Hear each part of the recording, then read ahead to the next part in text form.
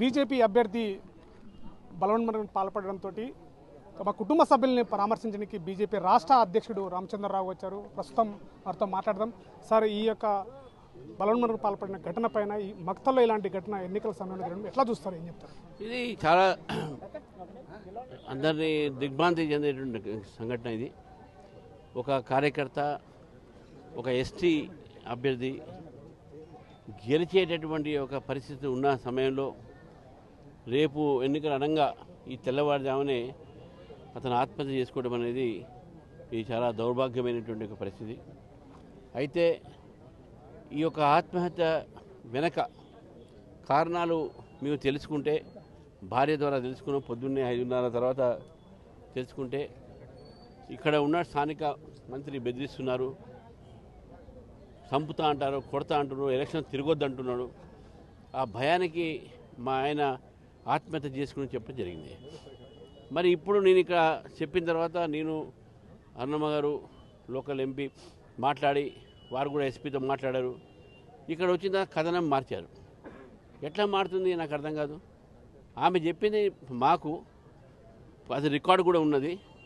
అటువంటి ఒక రికార్డును మార్చి ఏదో కాగితం మీద సంతకాలు తీసుకొని, ఆమెకి చదువు రాదు, దాంట్లో ఏం రాసిందో తెలియదు, సంతకం పెట్టించుకొని ఏదో ఓడిపోతాను భయంతో 45 సంవత్సరాలు ఓడిపోతే నెక్స్ట్ టైం ఎలక్షన్ పోటీ చేస్తాడు. నేను ఈ యొక్క స్థానానికి నేను కూడా నా ఓటర్ని ఇక్కడ మక్తలో ఒక చైర్మన్కి నేను ఓటు వేసినోడిని. నాకు తెలుసు ఎంతోమంది గెలుస్తారు, ఓడిపోతారు, ఒకసారి గెలిస్తే ఒకసారి ఓడిపోతారు, ఒకసారి గెలుస్తారు.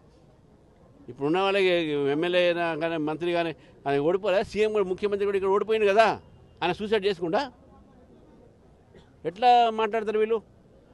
ఈ విధంగా ఒక వ్యక్తి చనిపోతే ఎఫ్ఐఆర్ కూడా మార్చేస్తారు గవర్నమెంట్ ఒక ప్రెజర్ మీద. కాబట్టి సీరియస్ తీసుకుంటున్నాం మేము. డెఫినెట్గా దీని మీద ఎఫ్ఐఆర్ మార్చాల్సిందే. ఎఫ్ఐఆర్ మార్చి మీరు వాస్తవాలను పెట్టండి. అప్పటి వరకు కదిలేదు, పోస్ట్ మార్టం జరిగేది లేదు. అంటే డబ్బులు పంచలేక అటువైపు నుంచి పంచుతున్నారు, మేము పంచలేక ఓడిపోతున్న భయంతో కూడా ఇలాంటి ఘటనకు పాల్పడ్డాడని చెప్పేసి కాంగ్రెస్ శ్రేణులు అంటున్నారు. కాంగ్రెస్ శ్రేణులు వాళ్ళు డబ్బులు పంచుతున్నారని ఒప్పుకుంటున్నారు. అయితే ఫస్ట్ థింగ్ వాళ్ళు ఒప్పుకుంటున్నారు మీ డబ్బులు పంచుతున్నారని. పంచండి, ఎంత పంచుతారు మీ డబ్బులకు? నేను కూడా ప్రజలను కొడుతున్నాను, మీరు డబ్బులు తీసుకుంటే అంతేగానే ఓటు మీకు ఇష్టం వాళ్ళకి వేయండి. ఎందుకంటే ఇప్పుడు నేను అడగలేను మా పార్టీకి, ఎందుకంటే కోడ్ ఉంది కాబట్టి ఇవాళ ఏం క్యాన్వాస్ చేయకూడదు. వాళ్ళు మాత్రం నాకు చాలా సంతోషం, కాంగ్రెస్ పార్టీ ఒప్పుకున్నది డబ్బులు ఇస్తున్నామని.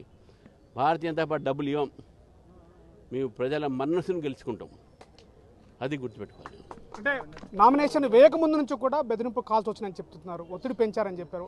అందులో డీకే అన్న గారికి ఎంపీ గారు కూడా చెప్పారు, మీ ఎంపీ గారికి ఇట్లా ఒత్తిడి పెరుగుతుందని చెప్పేసి. ఎలాంటి జాగ్రత్త తీసుకొని పోలీస్ శాఖ నుంచి ఏం చెప్తారు? పోలీస్ శాఖ ఇప్పుడు బెదిరించారు అని తీసుకుపోయి బలవంతంగా కాంగ్రెస్ పట్ట కప్పారు, ఆయన మీద కన్ను కప్పారు. మళ్ళీ వాపసు వచ్చి అయ్యా మనం బెదిరించి తీసుకుపోయారు కాబట్టి ఇక్కడ బీజేపీ టికెట్ ఇచ్చినాము, బీఫామ్ వేసినాడు, నామినేషన్ వేసినాడు, తిరిగిండో చేసిండో. కాబట్టి వారు ఏదైతే మాట్లాడుతూ ఉన్నారో పోలీసు కానీ వీళ్ళు కానీ ఇదంతా అబద్ధం అనేది మనం గుర్తుపెట్టుకోవాలి. మా కార్యకర్త మా పార్టీలో టికెట్ ఇచ్చినాం, ఆయనకి ఇంత మంచి అవకాశం ఉన్నది. నాకు తెలిసి నేను ఇక్కడ చైర్మన్ నేను గెలిపించిన ఇక్కడ రాష్ట్రం గెలుస్తాడనే నేను దీని మీద కాన్సన్ట్రేట్ కూడా చేసిన. ఇక్కడ మన ఇన్ఛార్జ్ ఉన్నారు పెద్ద, మా ఎంపీ గారి ఒక రెగ్యులర్ ఇక్కడ నిన్న కూడా పెద్ద బ్రహ్మాండ ర్యాలీ జరిగింది. ఎవ్వరు కూడా చైర్మన్ బీజేపీ గెలుస్తుందని చెప్పి ఒక భయంతో ఆయన బెదిరించారు ఇన్ని.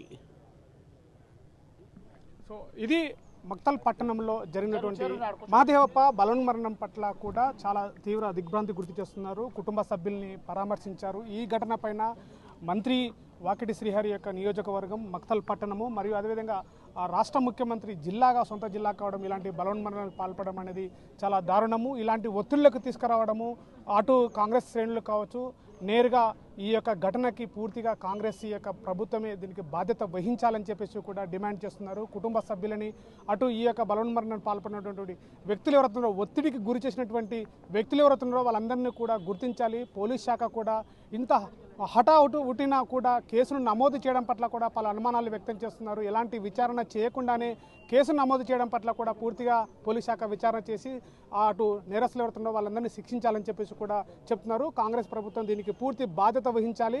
బీజేపీ విజయాన్ని జీర్ణించుకోలేకనే ఈ యొక్క ఘటనకి కాంగ్రెస్ చేస్తుందని చెప్పేసి చెప్తున్న పరిస్థితి.